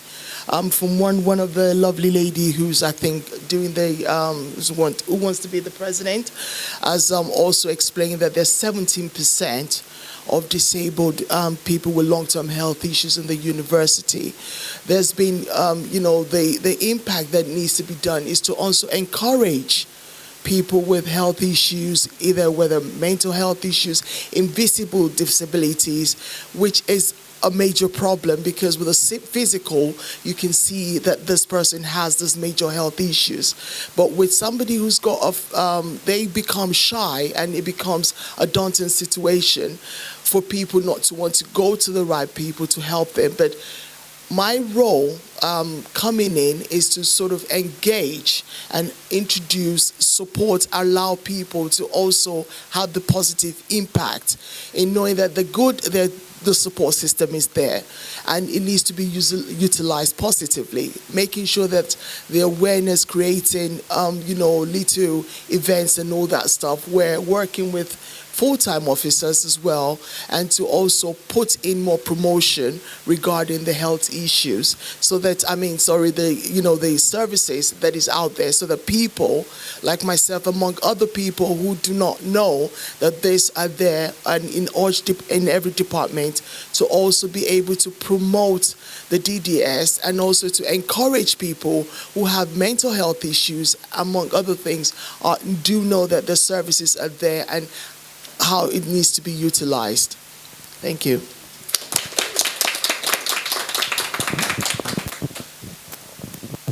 Hello, everybody. I'll keep this short and sweet. As short as I can.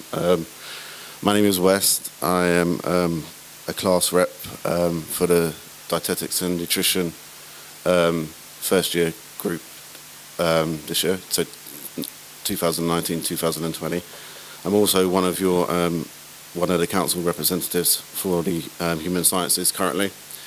And I'm also the council's elected academic board member. So I sit on the board with Dinny and Crystal, and obviously the full academic team, including the Vice Chancellor and the Chancellor and the student experience officers and everyone at the senior management team kind of thing. I've been in the role since October, and I'm already got my fingers in a few pies, so to speak. One of them would be I'm currently investigating, along with Dinny and a few other people,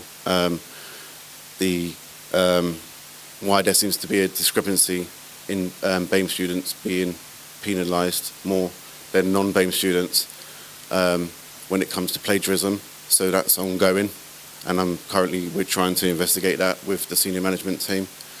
I'm also, as a dietitian, trying to get, better facilities from around the community, so that you can have a healthier diet, and two, have a healthier diet at a reasonable price. So that's one of the things that I'm currently kind of just trying to interact with the community.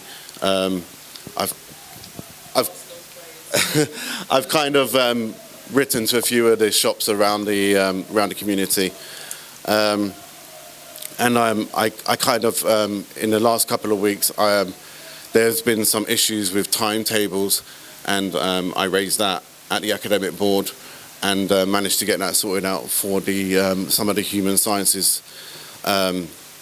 For the human sciences, to be honest with you. I believe it's got a lot bigger, and hearing a few of my colleagues today, that obviously was bigger than I thought.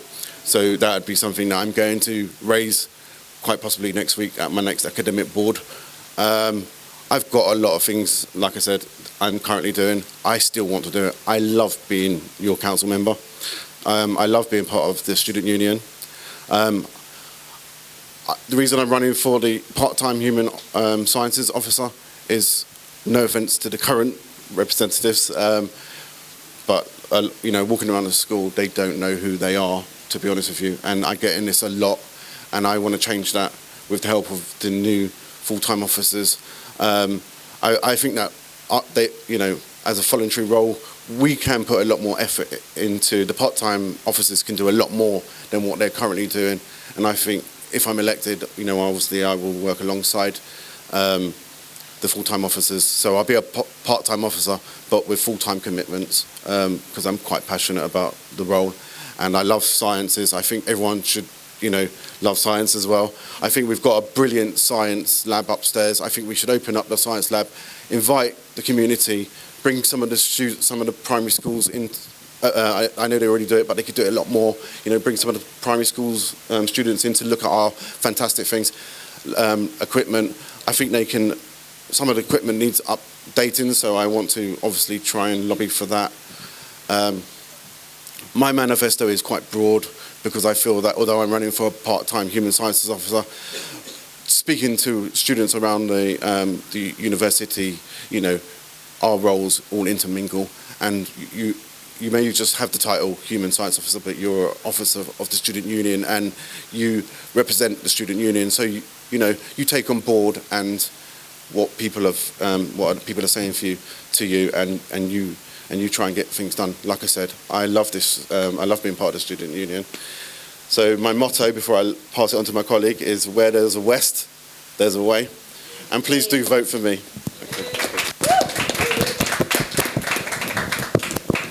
We got here. Hello. Thank you. My name is Godwin. People, I hope everybody's all right. Thank you for staying. We appreciate it. Thank you for the SU for giving us this opportunity to be up here. Crystal, Dinny, who else? Jessica, my friend Stephanie. She's my mentor for this role. Yeah, this has been a mega blast. And you know, if you get this opportunity to be an officer, yeah, and the reach that you can reach out there. As he said, it's like we're part-time, but for me, it's been a full-time role. Yeah, I've engaged, I've mixed, I've done a man of all different things. But before I get into that, I'm a first-year social work student, social. I mix with everybody. You know, I'm a giant. People come up to me. You know, they feel comfortable. If people know me, yeah, this guy is a cool dude. But one thing I do, I listen to people. And what, you know, issues they have, I don't let it get swept under the carpet, you know? This university is in transition at this moment in time. Yeah, the work that, you know, the current SU, Crystal, Dingy, Jessica, and the previous, like Stephanie, what they've done, and they've laid the foundations for us to move forward, you know, they need to be commended. But now it needs to be taken forward. The new leadership team, destructuring the curriculum, looking at the biases, conscious biasness, the marking system, especially for BAME students. You know, I've had that experience. This dyslexia, this list goes on and on. They have got good staff here. What they lack is conscious awareness. This is where the students come in. We tell them, we hold them accountable. When we hold them accountable, they've got nowhere to run now.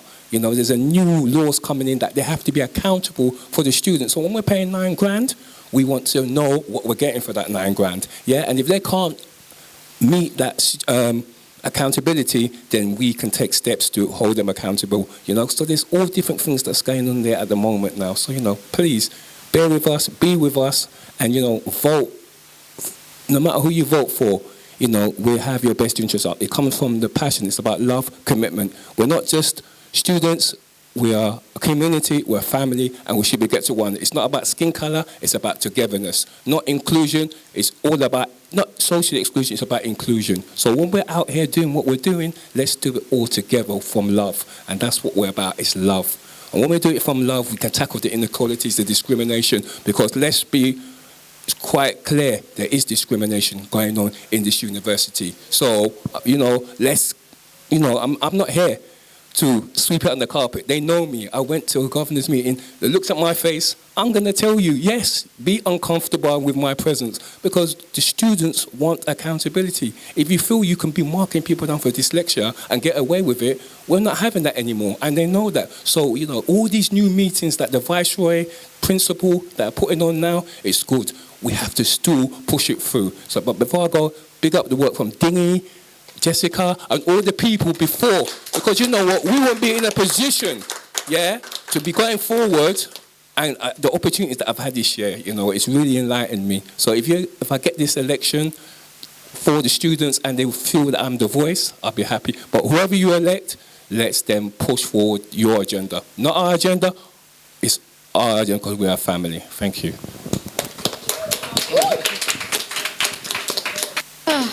I'm going to be honest, I wasn't speak at all. My hands are kind of sweaty, but thank you.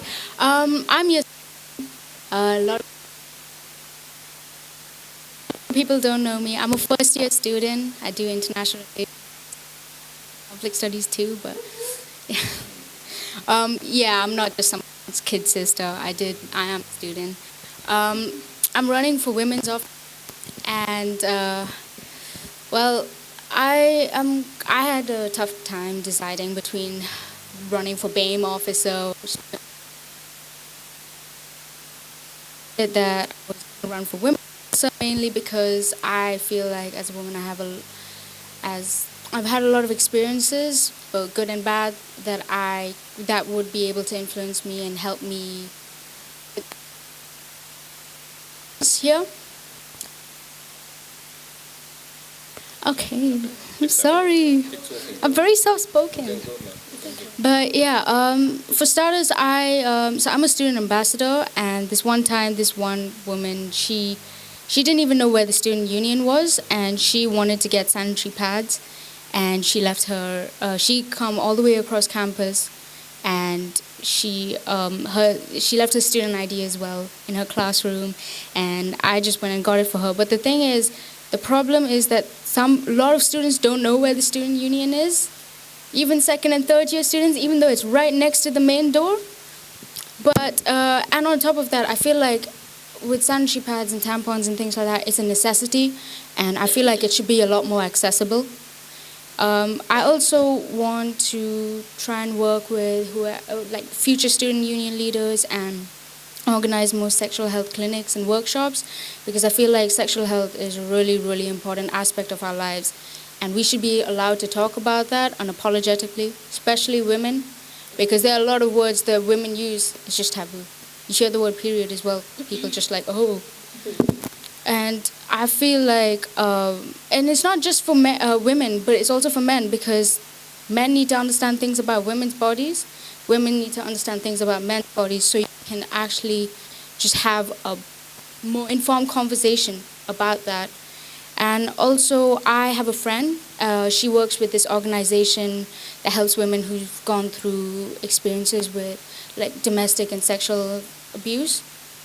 And I told her that if I'm elected, I would definitely love to help create that support group here, because a lot of people, not a lot of students know that there's a sexual violence hotline, and I feel like there needs to be a safe space created within this university for students, mature or not, who have gone through these things, because I'll be honest with you, I have gone through it. I have been sexually assaulted, and I'm quite open about that, because I want to know that other students, other women, other men are not alone in this, and you can feel very, very alone, like no one will understand you, and I want that safe space here in this uni. And I want to work with you, whether you're a leader or not. I want to work with everyone here to be able to create that safe space so you can talk about that. No judgment, no pity, because I'm telling you right now, if someone looks at me with pity when I tell them, yes, I have been sexually assaulted multiple times, if they look at me with pity, I'm not going to be happy. I want you not to look at me with pity or not to look at anyone else, any other victims with pity. You need to look at them and think, how can I stop this from happening to someone else? How can I make other women or even men who who go through this as well, how can I help them feel safe enough to be able to disclose this information to me, and how can I make them feel safe and protect them as well? Because especially in London, it's not a very safe place. And I feel like at least London Met should be safe. So I don't have to worry. I may worry about being on the train journey, but if I manage to survive that, at least I know I'm safe in uni. And yeah, my post is not out yet. I'll work on that. I'm terrible at editing. But what I'm going to tell you is my motto is small person, big voice. Yeah. I'm 4'11". I look like I'm 12. People think I'm doing work experience at work, but just because I'm tiny, do not underestimate things I can do. Thank you. Please vote. Whew. Hi. Firstly, I really much want to thank each one of you for coming out here. And I'm really comfortable for seeing so many familiar faces and for you showing your support. I'm going to use my phone because of my anxiety and dyslexia, so I don't mess this up. Thanks. Firstly, I wanted to run for LGBT officer, but because I thought that Terrell was going to run for it, I didn't run for it. So I'm running for a women's officer as well. And if I get elected, if I don't get elected, I would like to partner up with YASMEEN, and we can do great things for women and men in this university. So, telling a bit about myself, I'm a student rep of the School of Biosciences with Matthew. And I'm also part of the student council, as some of you are also. And I'd like to start by asking you, what's sexism for you? Shout it out. Don't be shy. Misogyny. Yeah, correct. Yeah, it's basically a stereotype discriminating women mostly, men also. And yeah, let me start with one story about me going home one evening and just seeing some random car honk at me, like apparently us women are used to. I was really scared because the car slowed down and turned around, and it was late in the evening, and I was wearing something quite inappropriate for that time.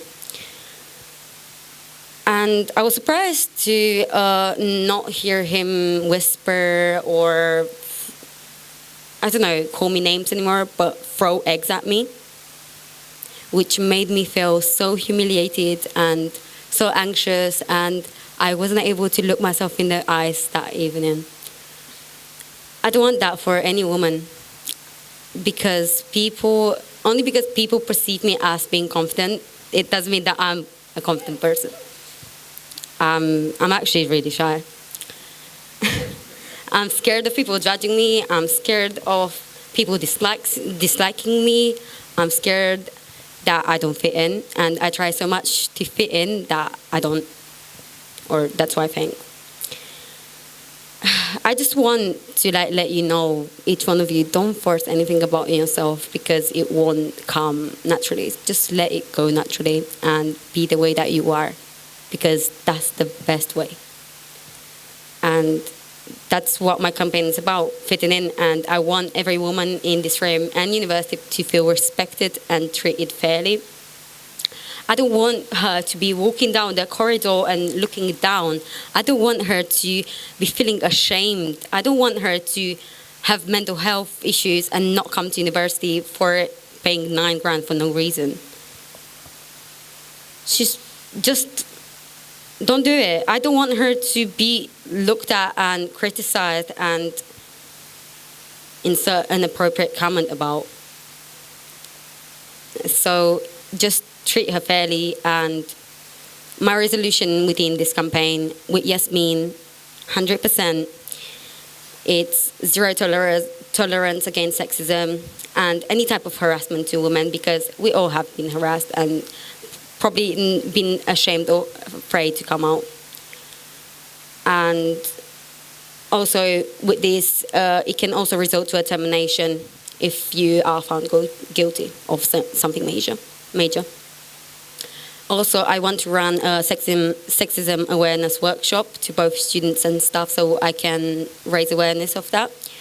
I will open a discussion with the BAME and LGBTQIA Society about inclusivity, which I don't know if there's anyone campaigning for that, but if anything, we can all do. I can do both. Yasmeen can be women's officer, I can be LGBT, that's fine.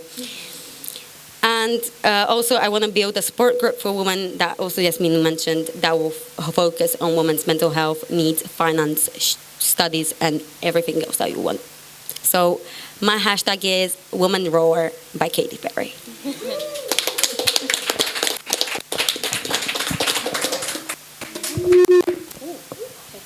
Hi everyone, I will keep it super short because it's been a long evening and everyone's been listening to lots. My name is Carolyn. I'm in my first year of the primary education degree and I'm running for the part-time officer of social professions. I'm an international student and a mature student, so when I first started university, I kind of felt lost. I didn't really know what I was supposed to do, and I'm definitely a type of person who goes and finds answers, so I kind of threw myself headfirst into everything. I'm the student rep of my course.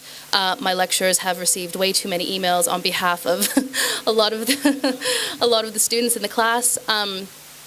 What we've kind of got the impression tonight from everyone is that this is a genuine feeling that we all want to make a difference.